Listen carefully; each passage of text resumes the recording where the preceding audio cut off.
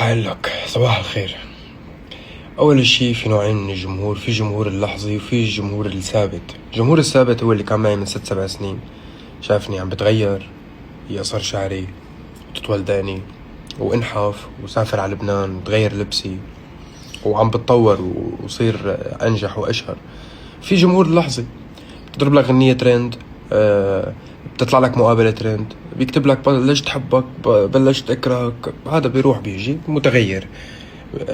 فأنا تركيزي دائما على الجمهور الثابت لأنه هو الاستمرارية. والجمهور الثابت ما بتحركه هي، ما بتغيره هي. إنما الجمهور اللحظي اللي أصلا إذا ما غيرته هي حيجي شي يوم تعمل شي ويغيره، لأنه أصلا هو غير ثابت. ف الفكرة إنه دائما انك تركز على الثوابت هو اللي بيخليك ما تركز على الانتقادات، لانه هذا انت عم تكبر، عم تغير.